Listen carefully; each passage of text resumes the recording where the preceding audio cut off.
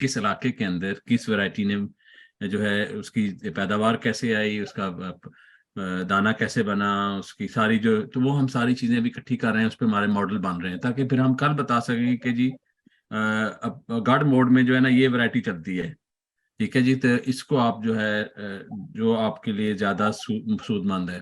बीमारियां कब आती हैं और क्या जो हमारी वैरायटी जिसको हम जिसका इंतखाब कर रहे हैं, जो बड़ी अहम बीमारियां जिस तरह ये ब्लाइट है, जिस तरह ब्लास्ट है, बबका और जो जरासीम झिलसाव है, ये तो नहीं आ रहा उस पर। इस मामले में हमें बहुत एहतियात से देखना होगा। जो प्रोडक्शन सिस्टम है, हम किस तरह चावल लगाएंगे ये बहुत अहम है, और किस खेत में किस तरह लगाएंगे ये बहुत अहम है। हमें देखना होगा पिछले साल वहां पे क्या सूरत हाल थी, क्या वहां पे घोड़ा घास तो बहुत ज्यादा नहीं थी।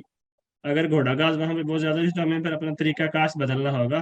फिर हम ये जो खुश काश्त है या छट्टे के जरिए काश्त है या ड्रिल सोइंग है, एरोबिक कल्टीवेशन है, उसकी तरफ हमें नहीं जाना होगा। या तो हम वहाँ इस दफा राइस नहीं लगाएं और फसल लगा लें, या फिर मुतवाज़ा तरीका हम इस्तेमाल करें। अब आपका जो सवाल था कि जो धान की पनीरी काश्त करने के लिए हमें। ਅਸੀਂ ਸਰ ਸੌਰੀ ਸੌਰੀ ਅਸੀਂ ਤੁਹਾਡੇ ਘੋੜਾ ਘਾਸ ਵਾਲੇ ਘਾਹ ਤੇ ਥੋੜਾ ਸਵਾਲ ਕਰਨਾ ਹੈ। ਇਹ ਬਹੁਤ ਮਸਲਾ ਹੈ, ਕਿਉਂਕਿ ਜ਼ਿਮੀਦਾਰ ਜਦੋਂ ਵੀ ਸਿਲੈਕਸ਼ਨ ਕਰਦਾ ਹੈ अपना जो जो दूसरा तरीका है अपना जैसे कहते हैं जो सूखे तरीके से लगाते हैं, ਉਹਦੇ ਚ ਉਹਨੂੰ ਹਮੇਸ਼ਾ ਡਰ ਰਹਿੰਦਾ ਕਿ ਜੀ ਉਹਦੀ ਫਸਲ ਦੇ ਵਿੱਚ ਇਹ ਜੜੀ ਬੂਟੀ ਹੋ ਜਾਣੀ, ਇਹ ਉਹਦੇ ਕੋਲ ਨਹੀਂ ਕੰਟਰੋਲ ਹੋਣੀ। ਤੇ ਉਹਦੇ ਬਾਰੇ ਥੋੜਾ ਤੁਸੀਂ ਥੋੜਾ ਹੋਰ ਇੱਥੇ ਨਜ਼ਰ ਪਾਓ ਕਿ ਇਹ ਜੜੀ ਬੂਟੀਆਂ ਨੂੰ ਕਿਸ ਤਰ੍ਹਾਂ ਅਸੀਂ ਤਰੀਕੇ ਨਾਲ ਕਰ ਸਕਦੇ। ਤੁਸੀਂ ਇੱਕ ਦੋ ਦੱਸਿਆ ਸੀ ਦੂਜੀਆਂ ਫਸਲਾਂ ਕਿਹੜੀਆਂ ਲਾਓ ਪਹਿਲੇ, ਉਹਨਾਂ ਦੀ ਵਜ੍ਹਾ ਤੋਂ ਮਤਲਬ ਥੋੜਾ ਇਸ ਤੇ ਥੋੜੀ ਰੋਸ਼ਨੀ ਪਾਓ, ਫਿਰ ਅਸੀਂ ਜਾਣੇ ਵਾਪਸ ਵੈਰਾਈਟੀ ਤੇ। ਥੈਂक बहुत शुक्रिया। मेरा ख्याल है कि अगर तुम इजाजत दो पंजाबी च मैं शिफ्ट हो जाऊँ। मेरा ख्याल है कि अगर किसी फील्ड में ਪੰਜਾਬੀ पिछले ਚ साल ਜੀ घोड़ा का बहुत ज्यादा सी ਤੇ ਖੁਸ਼ਕ ਤਰੀਕੇ ਕਾਸ਼ ਜਿਹੜਾ ਉਹ ਤੇ ਬਿਲਕੁਲ ਉਹਦੇ ਤੇ ਕਰਾਸ ਲਾ ਲੈਣਾ ਚਾਹੀਦਾ। ਉੱਥੇ ਕੁਛ ਡਾਇਰੈਕਟ ਸੀਡਿੰਗ ਜਿਹੜੀ ਉੱਥੇ ਨਹੀਂ, ਬਿਲਕੁਲ ਨਹੀਂ ਕਰਨੀ ਚਾਹੀਦੀ ਜਿੱਥੇ ਕੋੜਾ ਕਾਠ ਬਹੁਤ ਜ਼ਿਆਦਾ ਸੀ। ਨੰਬਰ 1। ਲੇਕਿਨ ਸਾਡੇ ਕੋਲ ਅਗਰ ਮਜਬੂਰੀ ਹੈ, ਸਾਡੇ ਕੋਲ ਹੋਰ ਆਪਸ਼ਨ ਨਹੀਂ ਹੈ ਕਿ ਅਸੀਂ ਹੋਰ ਕਿਹੜੀ ਫਸਲ ਲਾਈਏ, ਅਗਰ ਅਸੀਂ ਰਾਈਸ ਹੀ ਲਗਾਣਾ ਵੇ। ਰਾਈਸ ਕਿਉਂ ਲਗਾਣਾ, ਜਿਸ ਤਰ੍ਹਾਂ ਮੈਂ ਪਹਿਲਾਂ ਜਿਹੜਾ ਸਵਾਲ ਉਠਾਇਆ ਸੀ ਕਿ ਜ਼ਿਮੀਦਾਰ ਨੂੰ ਪਹਿਲਾਂ ਸੋਚਣਾ ਪਏਗਾ ਕਿ ਆ ਰਾਈਸ ਲਗਾਣਾ, ਚਾਵਲ ਲਗਾਣਾ ਉਹਦੇ ਲਈ ਜ਼ਰੂਰੀ ਹੈ। ਕਿਆ ਚਾਵਲ ਲਗਾਇਆ ਉਹਨੂੰ ਪ੍ਰੋਫਿਟ ਹੋ ਰਿਹਾ, ਕਿਆ ਇੰਨਾ ਪਾਣੀ ਉਹਦੇ ਕੋਲ ਹੈ ਵੇ, ਕਿਆ ਬਾਰਿਸ਼ਾਂ ਉੱਥੇ ਟਾਈਮਲੀ ਹੋਣਗੀਆਂ। ਇਹ ਨਾ ਹੋਵੇ ਕਿ ਉਹ ਚਾਵਲ ਲਗਾਏ, ਕਿਉਂਕਿ ਸਾਰੇ ਜ਼ਿਮੀਦਾਰ ਚਾਵਲ ਲਗਾਉਂਦੇ ਨੇ, ਉਹਨੂੰ ਫਾਇਦੇ ਵਜੇ ਨੁਕਸਾਨ ਹੋਵੇ। ਤੇ ਜ਼ਿਮੀਦਾਰ ਨੂੰ ਆਪਣਾ ਮੁਨਾਫਾ ਲਾਜ਼ਮੀ ਵੇਖਣਾ ਚਾਹੀਦਾ ਹੈ। ਬਾਕੀ ਲੋਕਾਂ ਦਾ ਕਿਸੇ ਦਾ ਮੂੰਹ ਲਾਲ ਹੈ, ਚਪੇੜਾ ਮਾਰ ਕੇ ਆਪਣਾ ਮੂੰਹ ਲਾਲ ਨਹੀਂ ਕਰਨਾ ਚਾਹੀਦਾ। ਸੂਰਤ ਹਾਲ ਨੂੰ ਵੇਖ ਕੇ ਉਹਦਾ ਜਾਇਜ਼ਾ ਲੈ ਕੇ ਫਿਰ ਇਸ ਪਾਸੇ ਆਉਣਾ ਚਾਹੀਦਾ। ਜ਼ਿਮੀਦਾਰ ਨੇ ਸਾਨੂੰ ਦੱਸਦੇ ਨੇ ਕਿ ਜੀ ਆਪਣਾ ਉਹਨਾਂ ਦਾ ਮੋਟਾ ਮੋਟਾ ਹਿਸਾਬ ਕਰਕੇ ਹਾਈਬ੍ਰਿਡ ਚ ਉਹਨਾਂ ਨੂੰ ਜ਼ਿਆਦਾ ਫਾਇਦਾ ਹੋਇਆ ਜਾਂ ਬਾਸਮਤੀ ਚ ਹੋਇਆ ਜੀ ਡਾਕਟਰ ਸਾਹਿਬ? ਤੇ ਇੱਕ ਤੁਹਾਡੇ ਸਵਾਲ ਸੌਰੀ ਮੈਂ ਥੋੜਾ ਇੰਟਰਪਟ ਕਰਨਾ ਰਿਹਾ ਜੀ ਪਾਣੀ ਦਾ ਜਿਹੜਾ ਨਾ ਉਹ ਸਿਰਫ ਡੀਜ਼ਲ ਦਾ ਖਰਚਾ ਨਾ, ਮਤਲਬ ਪਾਣੀ ਕਿੰਨਾ ਕਿਹਦੇ ਚ ਲੱਗਾ ਇਹ ਲਾਜ਼ਮੀ, ਇਹ बहुत जरूरी है। बहुत शुक्रिया। बहुत शुक्रिया। फिर तो जी डॉक्टर साहब जी, इसमें जो है जो हमने लगाया था 1509, ठीक है, इसकी एवरेज हमारी आई थी 45 मन पर एकड़, ठीक है, और रेट जो हमें मिला था ये तकरीबन 3700 रुपये पर मन के हिसाब से था। और जबकि हमारा जो हाइब्रिड था ये 116 मन आया था और ये 1900 रुपये पर मन के हिसाब से हमारी सेल हुई थी। तो इसमें ये तकरीबन बराबर बराबर है, कुछ ज़्यादा इसमें फ़र्क नहीं है। तो इसमें मेरा ख्याल हर एक को अपना ज़मीन और पैदावार के हिसाब से देख के लगाना चाहिए। कुछ हमारी जो वैरायटीज़ हैं, और आरिफ साहब से ज़रूर पूछेंगे हम, कि जैसे कायनात है तो इसमें अब लॉजिंग बहुत हो रही है और इसमें बीमारी भी काफ़ी आ रही है। और इसके अलावा जो हमारी सुपर बासमती है उसकी यील्ड बहुत कम हो गई है। तो ये डॉक्टर साहब अपना फोटो तो ऑन कर दो, तो फोटो नहीं आ रहा सर हाँ जी जी जी जी जी जी प्लीज। हाँ जी, अब जो पुरानी वैरायटीज हैं जो कन्वेंशनल है हमारी, तो कायनात जो है उसमें लॉजिंग बहुत होती है। और दूसरे ये लॉजिंग का मतलब जी डिग जाती है, जमीन पे पा जाती है जी गिर जाती है। और जो सुपर यील्ड बहुत कम हो गई है। तो इसमें 1509 का इस दफा मार्केट में रेट सबसे अच्छा 1509 का चावल का भी और मूंजी का भी चल रहा है। और 1509 जो है ये शॉर्ट ड्यूरेशन है, कम दौरानिए की है, इसका कद भी कम है, इसकी लॉजिंग भी कम है। और तो या तो मेरे ख्याल में हमें हाइब्रिड की तरफ जाना चाहिए या हमें 1509 की तरफ आना चाहिए, लेकिन मैं दूसरे लोगों का भी इसमें व्यू लेता हूँ, क्योंकि मैं किसान की हैसियत से कहता हूँ कि हमारा जो खर्चे और आमदनी है और हमारे जो हम और मज़ीद कोई फसल तीसरी फसल अगर लगाना चाहें तो जितनी कम दौरानिए की फसल होगी उतने हमारे पास चॉइसेस बढ़ जाती हैं, हमारे पास हम ज़्यादा फसलें लगा सकते हैं। बहुत शुक्रिया। ये बड़ा टाइमली सवाल है। लो जी डॉक्टर आरिफ साहब, सर ये अब आपसे पूछना चाह रहे हैं हम कि हुण ਅਸੀਂ ਵੈਰਾਈਟੀ ਦੀ ਸਿਲੈਕਸ਼ਨ ਵਾਸਤੇ ਫਿਰ ਕਿਹੜੀਆਂ ਵੈਰਾਈਟੀਆਂ ਨੇ ਜਿਹੜੀਆਂ ਇਸ ਵਕਤ ਮਤਲਬ ਇਹਨਾਂ ਚੀਜ਼ਾਂ ਨੂੰ ਮਿਆਰ ਤੇ ਉਤਰਦੀਆਂ ਨੇ, कीमत भी जिन्हों की चंगी आवे और नाल उन्हां दी पैदावार भी अच्छी होवे। जी डॉक्टर साहब। जैसा अबुल फजल साहब ने कहा कि जी आजकल जो 11-21 है या कायनात है उस पर जो है ना वो बीमारी आ रही है और वो लॉजिक और वो गिर भी जाती है, इसमें कोई शक नहीं है। बीमारियां आ रही हैं, फार्मर थोड़ा सा इससे पीछे हट रहा है और जाहिर बात है वो थोड़ा सा कद वाली है। और आजकल हमारे इस जब ये पक रही होती है इस मौसम में ना बारिशें और ज्यादा हो रही होती हैं, तेज हवाएं चल रही होती हैं, इस वजह से उसमें गिरने का जो है ना वो अमल ज्यादा हो गया है। अच्छा, मैं 1509 जो है वो डॉक्टर साहब ने जिस तरह अपना तकाबुल किया है कि जी 1509 45 मन आई थी और वो 116 मन, और फर्क इसमें कोई नहीं आया। तो जिस तरह वो रिकमेंड कर रहे थे हमें हाइब्रिड की तरफ जाना चाहिए, तो मैं ये कहूँगा कि हमारे पास अब ओपी की दूसरी वैरायटीज भी ऐसी हैं, ओपी जो कहते हैं ओपी वैरायटीज, जिसमें के अंदर भी इतना ही पोटेंशियल है जितना हाइब्रिड के अंदर है, एट पार है उसमें ना। जिस तरह अभी पिछले दिनों हमारी एक वैरायटी जो है वो पिछले साल रिलीज हुई थी, निप्ची GSR 6, वो एक इसको हम कहते हैं ग्रीन सुपर राइस। और ये ग्रीन सुपर राइस जो है वो हमारी चाइना ईरी के इश्तराक से जो है हमने इसको वो यहाँ पर अडॉप्ट किया था और यहाँ पर हमने रिलीज किया इसको। उसका पोटेंशियल भी एट पार है, उसकी जो पैदावार है वो हाइब्रिड के साथ साथ की है। और नो डाउट ये शॉर्ट ड्यूरेशन नहीं है, तकरीबन 110 से 115 दिन लेती है, लेकिन उसका जिस तरह अब फारूक साहब ने कहा कि जी शॉर्ट हाइट, ये शॉर्ट हाइट भी है और इसका दाना भी बड़ा अच्छा है, हाइब्रिड से उसका दाना भी अच्छा है, उसका रेट भी बड़ा अच्छा जो है वो मिल रहा था। तो मैं तो ये कहूँगा कि हमें फार्मर्स को बजाय हाइब्रिड की तरफ जाने के थोड़ा सा ओपी वैरायटीज का पोटेंशियल देख लें, पता चल जाएगा उनको, एक साल लगाकर चेक कर लें। इसके अलावा भी और दूसरी ज़्यादा की है, कला शकाकू की वैरायटीज हैं, उनका भी तकाबुल कर लें। नायाब की इस दफ़ा जो 4 हुई हैं, अगर वो अवेलेबल होंगी नेक्स्ट टाइम वो कर लें। तो हमें जो है ना वो इससे ये होगा कि कम से कम अपना ज़र मुबादला, हमारा फॉरेन एक्सचेंज जो है ना वो बचा सकते हैं हाइब्रिड वैरायटीज। और इसका ये होगा कि वो हाइब्रिड वैरायटीज की 1 kg आपका तकरीबन 2000-2500 के मिलता है, जबकि ये आपको जो हमारी लोकल ओपी वैरायटीज हैं वो 300-400 रुपए पर kg के हिसाब से आपको सीड मिल जाता है।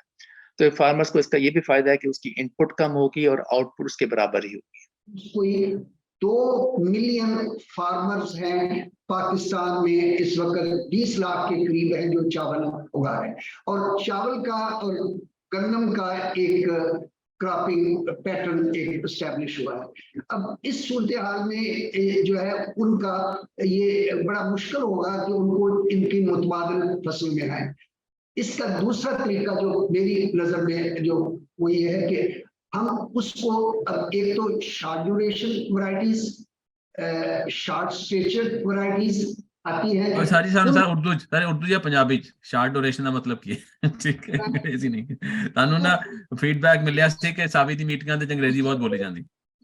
ये है कि अब हमारे पास जो है वो 2 मुतबादिल चीज है, जो अगर जो कम वक्त में पकने वाली शॉर्ट ड्यूरेशन जो वैरायटीज हैं, उसके लिए हमें गन्नम के बाद और चावल के बाद हमें एक जो इनकी बर्दाश्त के बाद हमें 2 सीजन मिल रहे हैं। तो मेरी इस फोरम के हवाले से डॉक्टर फारूक साहब ने भी जिक्र किया, हमें ये है कि उस जमीन की उसकी वीड्स जो जड़ी बूटियों की वजह से, जिस तरह घोड़ा ग्रास का जिक्र किया और बाकी सिलसिला हुआ, तो हमें दरमियान में इन बिटवीन वो फसलें लानी चाहिए। जिस तरह मूंगी है गंदम के बाद, आपके पास निपजी की हुई नायाब की वैरायटीज हैं जो 60 दिन में पकती है। हमें काश्तकार को उस तरफ लेके जाना चाहिए। एक तो उसकी जमीन की सेहत इंप्रूव होगी, उसमें ऑर्गेनिक मैटर ऐड होगा,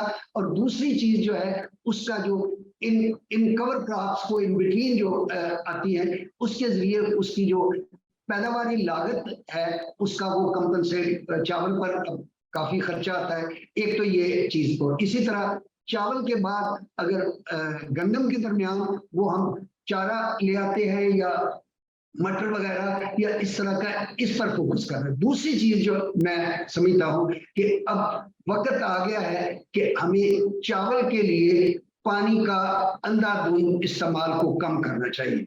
एक हमारी रिसर्च के मुताबिक ये PCRWR ने ये जो है लाइसीमीटर्स वो ऐसा अलाउ तो 30 साल का वो तजर्बे की बुनियाद पर उनका जो है चावल को उगाने के लिए पानी जो है वो तकरीबन कोई, मैं अभी इसमें जो है वो 480 मिलीमीटर, यानी तकरीबन गंदम से थोड़ा सा ज्यादा पानी उसकी जरूरत है। खुद देखना चाहिए कि जी हमारे इलाके में या उनके इलाके में किस वक्त बारिशें ज्यादा होती हैं, ठीक है।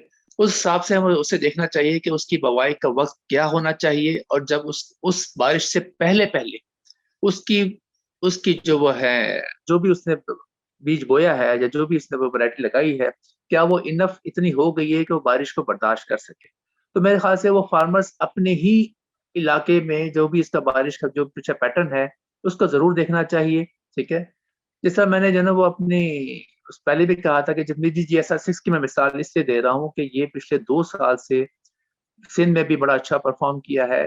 पिछले साल जिस तरह सैलाब आया था, मुझसे वो फार्मर्स लेके गए थे, और लेने के बाद जब उन्होंने लगाया था तो इत्तेफाक से लास्ट ईयर जिस तरह का सैलाब आया था, वो ये कह रहे थे कि जी सर पानी उतरने के बाद भी वो वैरायटी जो है वो ग्रो सही तरह से हुई है और उन्हें अच्छी पैदावार, यानी कि सपोज इसका जो पोटेंशियल 90 से 100 मन है, उन्होंने कहा जी हमें 65 मन तक हमें इसकी यील्ड मिल गई है। यानी कि बारिश सैलाब आने के बावजूद, बारिश के पानी नीचे होने के बाद, इसके बाद वो वैरायटी में जान आई। तो फार्मर्स को इस तरह की चीजें देखनी चाहिए कि जी उसके इलाके में पैटर्न क्या है पिछले साल बारिश का, कि उस वक्त इसकी अगर वैरायटी थोड़ी सी इस कद में बड़ी हो जाए, ठीक है, तो वो उसको उस चीज को जो है वो अवॉइड कर सकता है कि जी वहां पर अगर बारिश आ भी जाए, थोड़ा सैलाब आ जाए, तो उसकी वैरायटी इतनी ग्रो कर चुकी हो कि वो उसको बारिश का पानी उससे नुकसान ना करे। अगर किसी फार्म से सुपर बासमती मुसलसल लगती रही है उस खास वैरायटी दे रिलीज कर रहा केमिकल बहुत ज्यादा तादाद में जमा होने तो बाद पैदावार ते ग्रोथ ते ग्रेन या जड़ा झाड़ बनने ते मनफी असर पाते हैं। ये बड़ा अहम, इसलिए वैरायटीज की रोटेशन में या हेर फेर भी बहुत जरूरी है। बैक टू योर क्वेश्चन, बिल्कुल मैं इहदे इतफाक करना वा। जिस तरह इंसान की सेहत का बुनियादी जो असी वेखना चाहते हैं, हर 6 महीने बाद, साल बाद सारे लोग टेस्ट करवाते हैं, बेसिक टेस्ट या बुनियादी टेस्ट कौन नहीं होता। अगर असी जमीन का टेस्ट नहीं करवावांगे सानू नहीं अंदाजा होगा कि जेडे जरूरी गजाई अजनां ने पौधे लई उन्हां च किहड़े घट ने किहड़े ज़्यादा ने। साढ़े जमींदार नाइट्रोजन बहुत ज़्यादा पाते हैं यूरिया की शक्ल में, फास्फोरस भी पाते हैं लेकिन पोटाश बिल्कुल नहीं पाते, मेजोरिटी बोरान ते जिंक भी नहीं पाते। बिल्कुल सही तरह दसिया गया कि असी साडा फसलों का हेर फेर किहड़ा वे। आम तौर पर कणक ते मुंजी की अगर हेर फेर या रोटेशन है, क्रॉपिंग सिस्टम है, ये अगर एक फसल में असीं जिंक ते बोरान पा लिया, अगली विच लोड़ नहीं पवेगी। मैं दोबारा ये गल नूं हाईलाइट करना जरूरी समझांगा कि अगर असी बोरान मुनासिब पाइए तो इहदे नाल राइस दियां, चावल दियां बीमारियां चू ब्लास्ट भपका जिहड़ा है बहुत हद तक घट जाता है, बहुत जरूरी है। इसलिए बहुत नाइट्रोजन की गल पहला भी हुई, नाइट्रोजन साडी कास्ट ऑफ प्रोडक्शन में अच्छा खासा इजाफा बनता है, इहदे नाल माहौलाती आलूदगी भी बनती है। लेकिन जिहड़ा असीं नाइट्रोजन पाने हैं वो पौधा तो 20% लैंदा, 80% ज़ाया हो जाता है। लेकिन अगर असीं मुतनासिब इस्तेमाल करेंगे नाइट्रोजन की, जिहड़ा पौधा लैंदा वे, उसकी अपटेक जिहड़ी वो भी बहुत हद तक बेहतर हो जाती है। जमीन का टेस्ट फसल लाने तो बिल्कुल पहला करना चाहिए, यानी हुण कणक वड्डी जा रही है, कणक वड्डण तो बाद जदों मुंजी लाने वाले पासे जाणगे, मुंजी लाने पहला वो जमीन का टेस्ट करवान। जमीन का टेस्ट जरूरी है कि वो सैंपल करन, सैंपल एक जगह तो नहीं बल्कि 5-7 जगह तो वो लिया जाना चाहिए, उन्होंने फिर मिक्स करके फिर जी नज़दीकी जिले साइल टेस्टिंग लैबोरेटरीज उन्होंने जमा करवा देना। लेकिन शाहीन बासमती जी पिंडी पट्टियां वाले डिवेलप की वो बहुत अच्छी है, साल्ट जो साल्ट अफेक्टेड साइल थे या कलर्टी जमीन थे वो सब तो अच्छा परफॉर्म करे। बी अजकल बहुत मुश्किल नाल मिलता है, लेकिन बहरहाल वो उन्होंने मिल किन्ना सा जाता वैरायटी दा सर दोबारा दस्सियो सर जी? है। शाहीन बासमती, शाहीन बासमती, अच्छा अच्छा। शाहीन बासमती ग्रुप दी है, शार्ट ड्यूरेशन दी है, ਇਹਦਾ ਜਿਹੜਾ ਉਹ ਗ੍ਰੇਨ ਕੁਆਲਿਟੀ ਹੈ ਉਹ ਕੰਪੇਅਰੇਬਲ ਹੈ ਸੁਪਰ ਬਾਸਮਤੀ ਦੇ ਨਾਲ। को अंदाजा मतलब अच्छी मार्केट प्राइस भी है। शाहीन बासमती एक अच्छा ऑप्शन है। दूसरा ਜਿਹੜਾ ਈਰੀ डॉक्टर आरिफ साहब को सॉरी मैं कर रहा हूँ फारूक साहब, बस ये बताइए इनको बता दीजिए कि जो शाहीन बासमती है पिंडी भट्टियां से वो मालूम कर सकते हैं। पिंडी भट्टिया में जो राइस रिसर्च इंस्टीट्यूट है पिंडी भट्टिया, वहां से वो मालूम कर सकते हैं, वहां पर हो सकता है उनको शाहीन बासमती का बीज मिल जाए।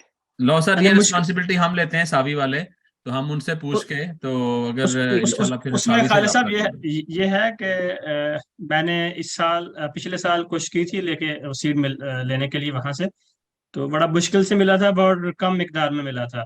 तो इस पे तवज्जो देने की जरूरत है वो बिल्कुल, क्योंकि वो ਜ਼ਿਮੀਦਾਰ ਜਿਹੜੇ ਨੇ ਉਹ ਨਹੀਂ ਲਾ ਰਹੇ, ਜਾਂ ਉਹਨਾਂ ਦਾ ਵੀ ਕੋਈ ਤਵੱਜੋ ਨਹੀਂ ਹੈ। ਜਿਹੜੇ ਬਰੀਡਰ ਨੇ ਡਿਵੈਲਪ ਕੀਤੀ ਸੀ ਉਹ ਇਥੋਂ ਰਿਟਾਇਰ ਹੋ ਗਏ ਨੇ, ਤੇ ਉਹ ਸਾਵੀ ਅਗਰ ਜਾਂ ਕਿਸੇ ਜ਼ਿਮੀਦਾਰ ਨੂੰ ਉੱਥੋਂ 2-4 ਕਿਲੋ ਲੈ ਕੇ ਦੇਵੇ ਤੇ ਇਹਨੂੰ ਸੀਡ ਨੂੰ ਮਲਟੀਪਲਾਈ ਕਰਨਾ ਚਾਹੀਦਾ। ਇਹ ਬੜਾ ਪ੍ਰੀਸ਼ੀਅਸ ਰਿਸੋਰਸ ਹੈ, ਇਹ ਬਹੁਤ ਅੱਛੀ ਯੀਲਡ ਦਿੰਦਾ ਹੈ, ਸ਼ਾਰਟ ਡਿਊਰੇਸ਼ਨ ਵੀ ਹੈ, 90 ਦਿਨਾਂ ਦੇ ਆਲੇ ਦੁਆਲੇ ਫਸਲ ਪੱਕ ਕੇ ਤਿਆਰ ਹੋ ਜਾਂਦੀ ਹੈ, ਇਹਦਾ ਪੋਟੈਂਸ਼ੀਅਲ ਵੀ ਅੱਛਾ ਹੈ।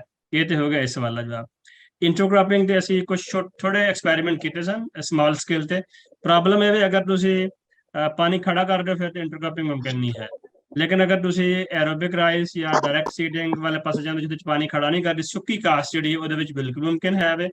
ਉਹਦੇ ਜਿਹੜੇ ਆਪਸ਼ਨ ਸਾਡੇ ਹਨ, ਅਸੀਂ ਤਿਲਾਂ ਦੇ ਨਾਲ ਕਰ ਸਕਦੇ ਹਾਂ, ਮੂੰਗੀ ਦੇ ਨਾਲ ਕਰ ਸਕਦੇ ਹਾਂ, ਮਾਸ਼ ਦੇ ਨਾਲ ਕਰ ਸਕਦੇ ਹਾਂ, ਬਾਜਰੇ ਦੇ ਨਾਲ ਕਰ ਸਕਦੇ ਹਾਂ। ਬਾਜਰਾ ਕੋ ਬਹੁਤ ਅੱਛਾ ਆਪਸ਼ਨ ਨਹੀਂ ਹੈ ਕਿਉਂਕਿ ਦੋਨੋਂ ਇੱਕੋ ਖਾਨਦਾਨ ਦੇ ਨੇ।